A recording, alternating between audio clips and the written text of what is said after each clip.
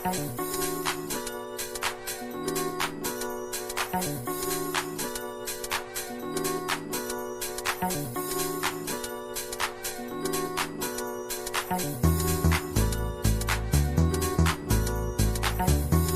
it a struggle? Yes, we have to realize our strengths and our weaknesses.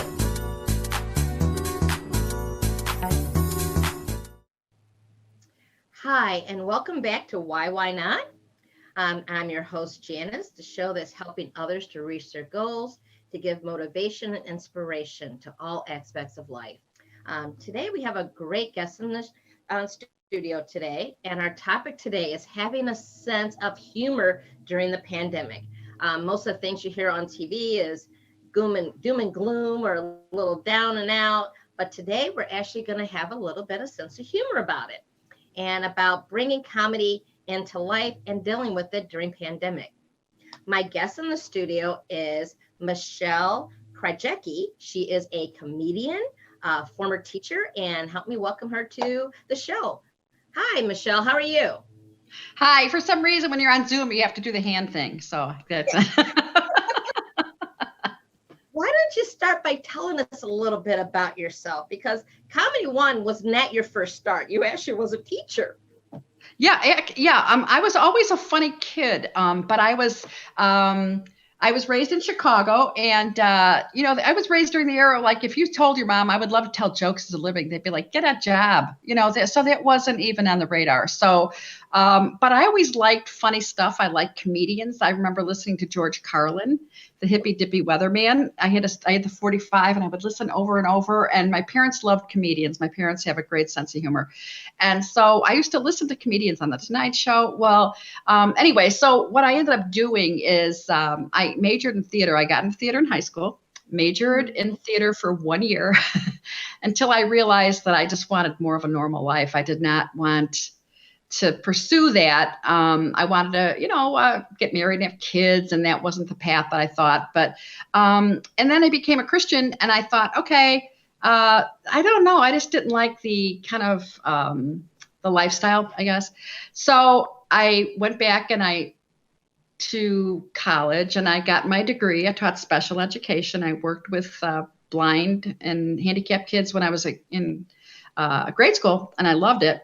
And so I thought, okay, so I specialized in that, so to speak. And then I taught for a little over 8 years, stayed home with my kids. And then I got back into what got this all going was I went on the drama team. I started going to a Willow Creek type church in the suburbs, and they did drama. That was the era. Now they do film clips, everything's. But and so I started. I was doing theater, and I said, "Oh my goodness, I can do this with my kids are young. This is a great outlet and a great ministry and all this stuff." So a friend of mine said, "You're really funny," because I would always be doing comical characters, and even if a character wasn't comical, that's the spin I would do.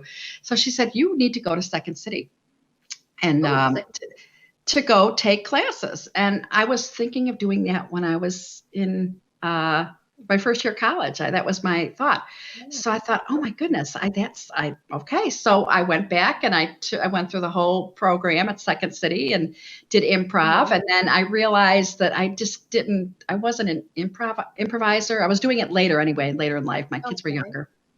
So I got involved in the Christian Comedy Association. I met people. Ken Davis, who's a Christian comedian, came to my church and did an event. And I went to his seminar, and I met Christian comedians. And so I started doing open mics at Christian clubs. And that was the beginning.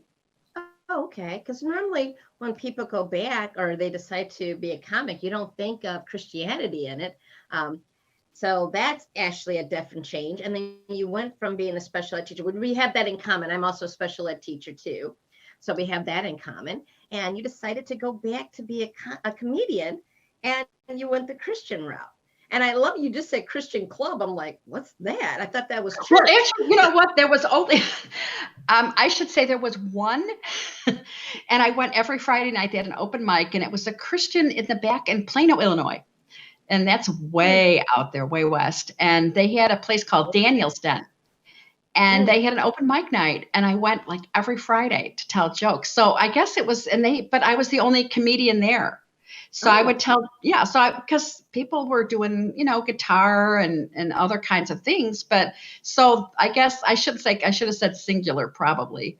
But then I got involved in, that's how the comedy world is generally everywhere, is that you make connections with people and you hear about, oh, over here, they could use an open, a couple of jokes, and people would suggest that I went to the first Christian comedy conference, and they said, well, talk to churches, and that was what they suggested, is to get involved in church and go up and make anytime you get in front of people was an opportunity for you to, hone your skills, make a few jokes. And so that's kind of the route that I took, and I actually got going. There weren't that many female comics. Now there are a lot. There weren't that many female comics in the Christian Comedy Association. And I started, I worked in Kansas. They flew me out. I was doing women's nights at churches, retreats. And I had a website, kind of a crude, at that time it was very crude website, but I was starting to actually make money, and I was flown out of town for gigs and for, like I said, usually women's retreats and women's comedy nights and things like that. Okay. And then 2008 hit, the big economic downturn, where you know how that was, if anybody was around during that time. So that's when things kind of shut down for a while. There was a pause in what I was doing. Now, starting off in that into a church, and I would say Christian comedy has not been around that long, maybe 20, 30 years. I don't even think it's been around that long. How difficult is that to go into or call a pastor, hey, I'm a comedian and I want to go in and talk to the congregation, which is really serious and everything else, and I'm going to be making jokes. How easy or hard was that to go try to convince a pastor, let me in to tell my jokes? Well, actually, it wasn't as hard as you might think, because it was just like in the secular world, late 80s, 90s, there was a comedy boom.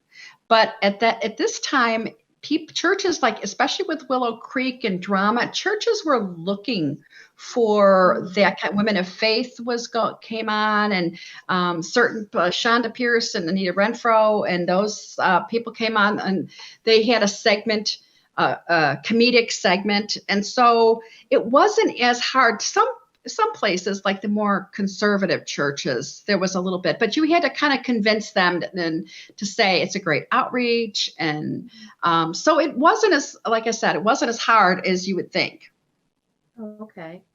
Now, I would think you went from teaching to being a comic. How would even God talk to you? Hey, I don't want you actually teaching kids anymore. I want you to tell jokes. When did you get that aha moment from God to say, stop teaching. I really want you to go in the churches and present yourself that way?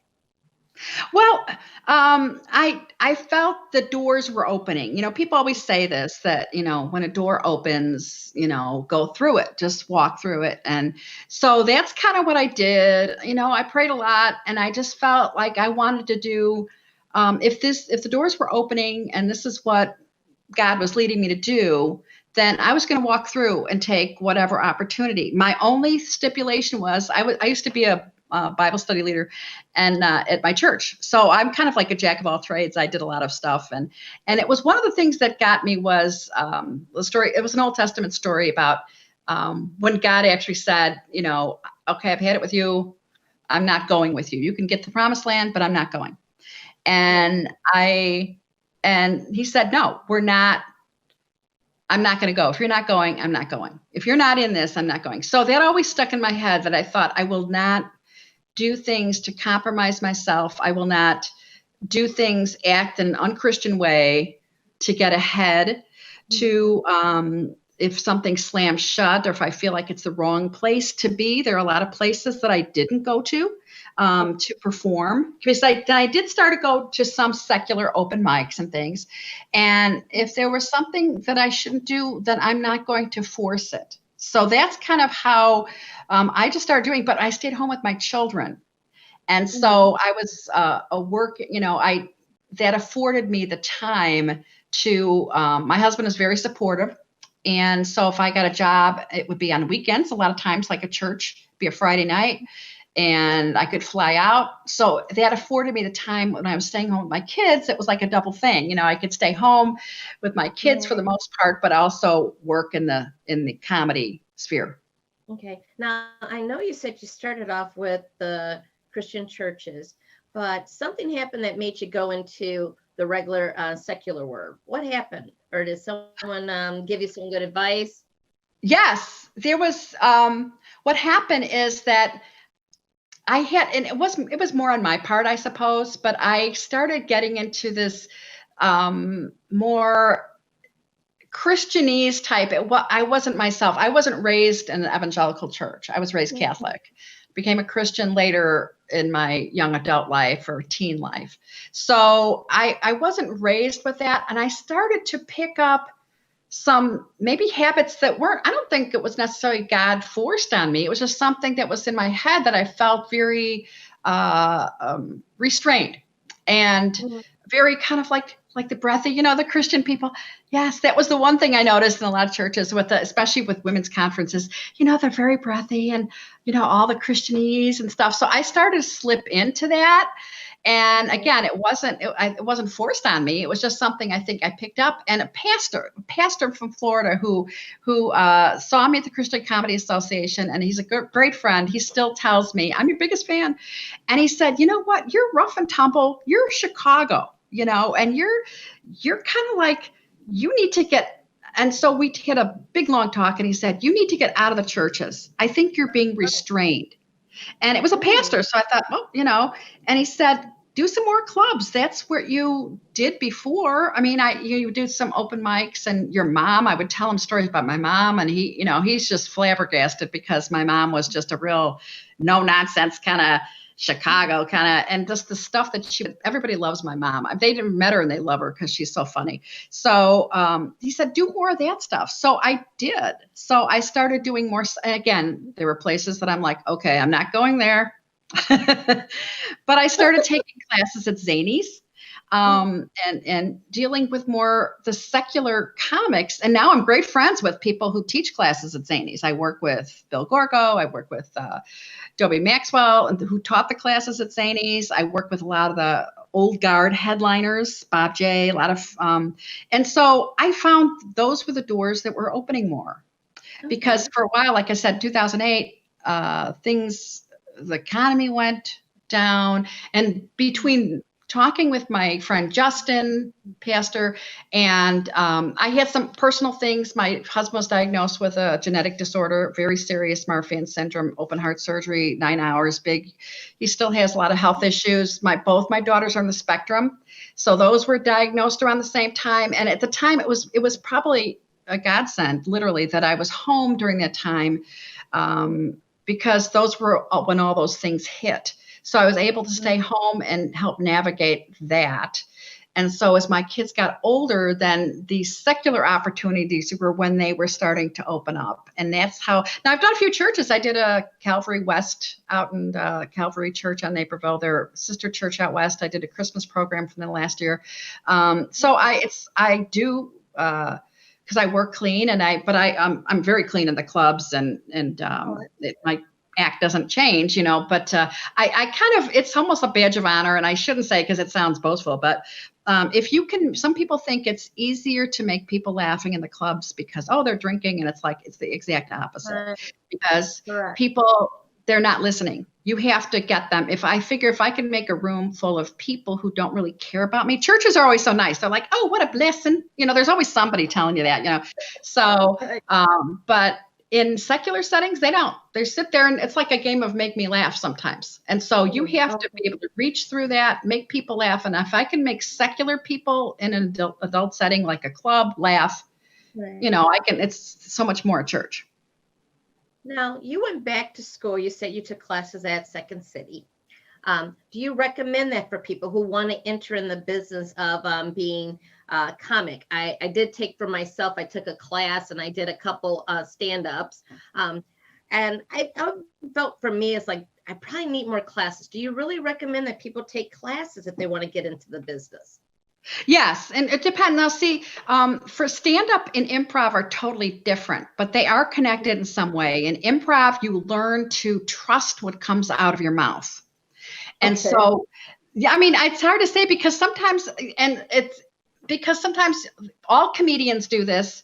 Even I just ordered Jerry Seinfeld's recent book saying, "Is this something?" Comedians all have this. Is this something? What do you think? Is this funny? Is this good? And Right. so that's a comedian's constant think about, oh my goodness, that would be such a funny bit. My sister sent me something and I said, oh my goodness, that would be so funny. I mean, sometimes it's inappropriate. I'll give you an example. It's not bad, but my brother-in-law had some surgery or something. And so she said, well, they wouldn't let him, leave the hospital until until he went to the bathroom, say. And I said, well, that would be a great line of Hallmark cards for adults. And I mean, it's not, I said, that would be so funny to think. It's like, congratulations that you're able to go to the bathroom, so it's those things run through my mind. I've trained myself, and sometimes most of the time it's good, but sometimes it's a real distraction. So anyway, I've forgotten the question. I go on the rabbit trails. The comedy is in the rabbit trails. I'm telling you. Right. Just for people to go back and go to school. Wouldn't be bad taking a couple classes, Second Oh, City. yes. Oh, yeah. No. Okay. Yeah. Okay. Thanks for getting me back on. Yeah. So no, Second City, and actually the classes are probably very, they're inexpensive comparatively. Like if you go, so here's the deal with Second City, they have two different tiers. They have like an A. Yeah, we don't have to go into that. Okay. All right. No. Okay. No, just they can go in. It's for different levels of even for their backgrounds. If they have beginners or if they're they have two different levels. Yes. So that shouldn't scare you because you think, oh my goodness, I'm going to be next to somebody who's trained, and they're not. They have two levels. Okay, good. Also, being in now you do the sector on the secular versus the church. My question is for that. How did you even go about telling your husband, yeah, honey, I'm going to be wanting to hang out at night at like 9:00 with a bunch of guys in a bar? How did that even go out okay at home? How was that receptive at home? You know what? That's an excellent question because a lot of people, first of all, my husband and I have been married 36 years. I was married when I was 5. No, I'm kidding. Don't do the math now. So my husband and I have a great marriage. We have a great relationship, and he's always been supportive. And first of all, I keep him laughing. He's very serious, so we balance each other out, so we just laugh. We laugh all the time. That's how I knew. He said, you have these conversations. How do you know, when did you know? And it's like, I was laughing all the time. He grew up in a very oppressive kind of depressing atmosphere. And so we were laughing like all the time. So he knew that he was the one who encouraged me to go to this Ken Davis seminar. So, right, correct. What happens is there's got to be a whole level of trust, number one. I talk about him in my act. I talk about my children in my act.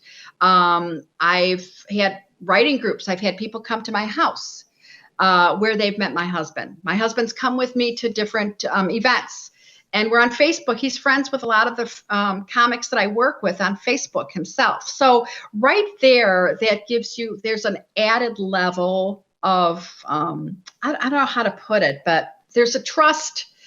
And I make sure I don't put myself in a situation. I've had very few situations where that's been a problem, like where I've been somewhere and somebody's been flirting or something most of the time, because if you're an outspoken woman, I'll tell you, most guys don't want to go near you.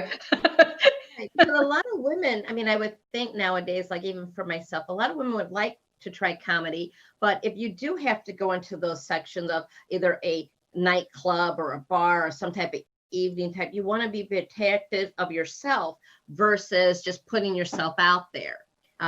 So that's why I was asking on that aspect. Yeah. Okay. Now, you had talked about the 80s, I think you said the 2008, how things were going. Now we have the pandemic. How is it for you to try to be a comedian and they're closing the bars at some places 11 o'clock, or the bars are closed, or the nightclubs are closed? You can't have more than 25. How do you survive during this time as a comic?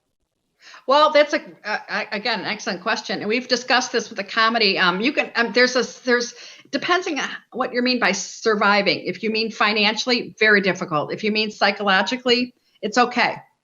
And financially, I will say I'm fortunate that because that I don't have to depend upon the money that I make performing.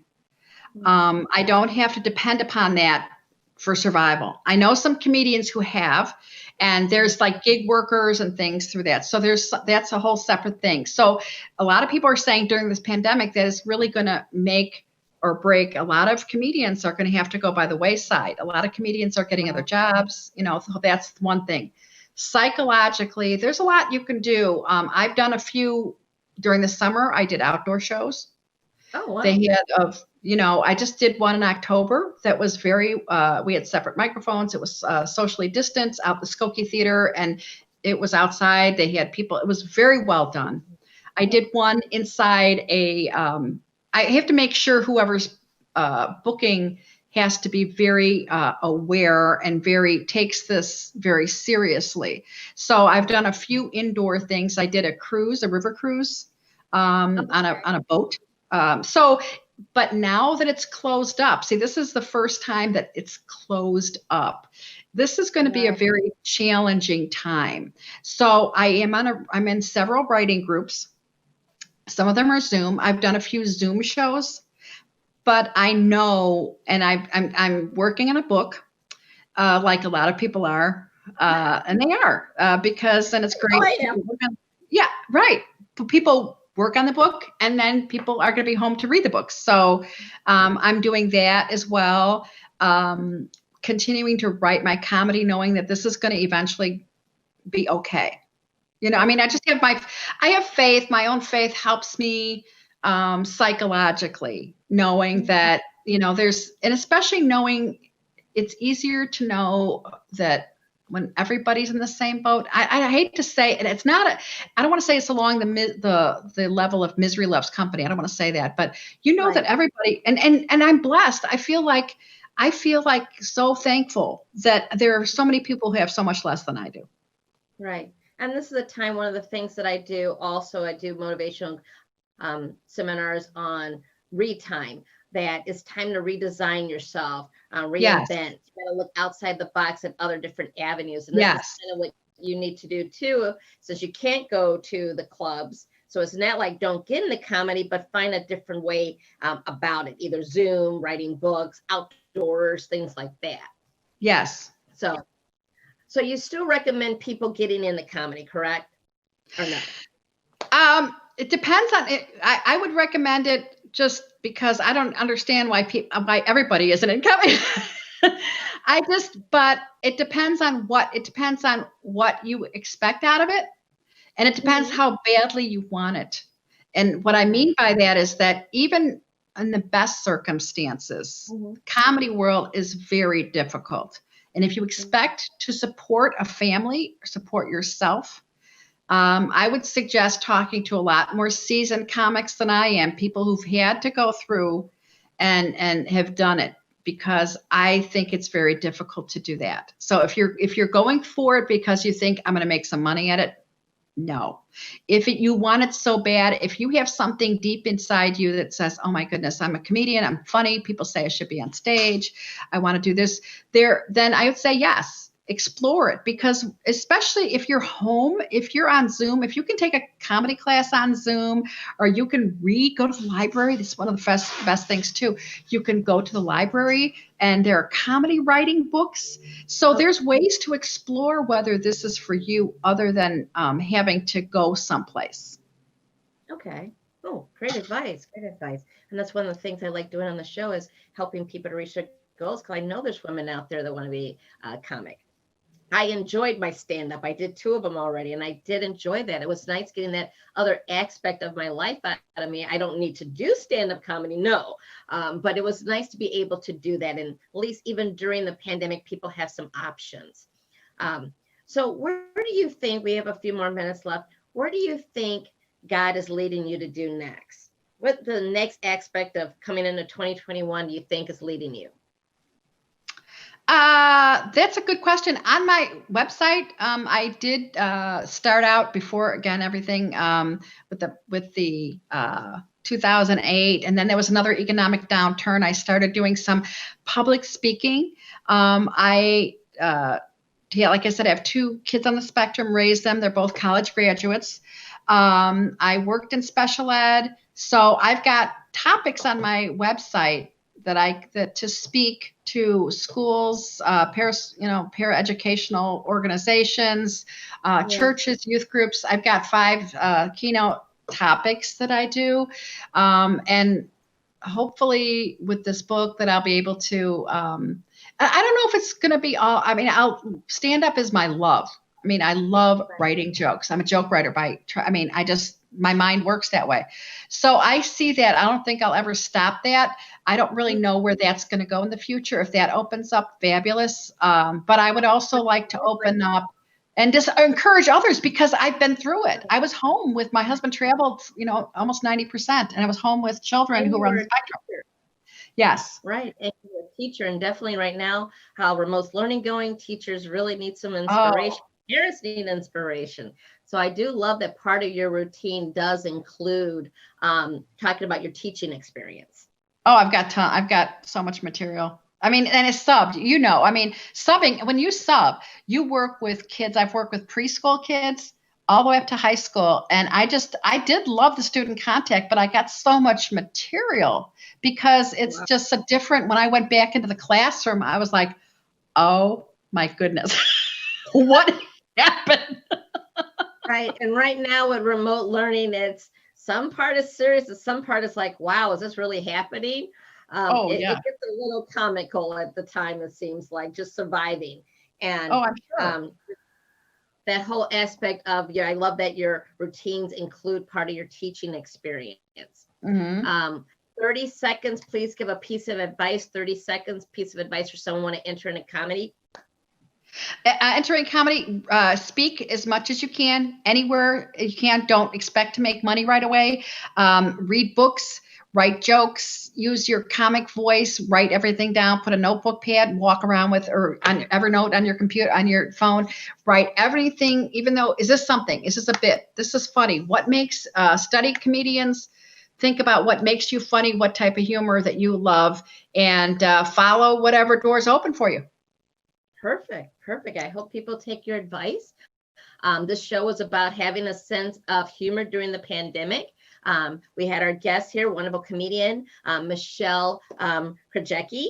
I hope people are inspired by what you had to talk to us about. I hope they go to your website, learn more about you. I'm hoping that in the future that you will be doing more and more even remote Zoom to teachers, even to give an inspiration to teachers that give some comedy back. Want to thank everyone for tuning in for Why Not. I'm your host, Janice. Please like us on YouTube, subscribe to our channel, like us on Facebook, and we'd love to have you come back another time, Michelle, and share some of your new adventures. Thank you very much. Thank you. Have a wonderful day. Thank you, Michelle, for joining us.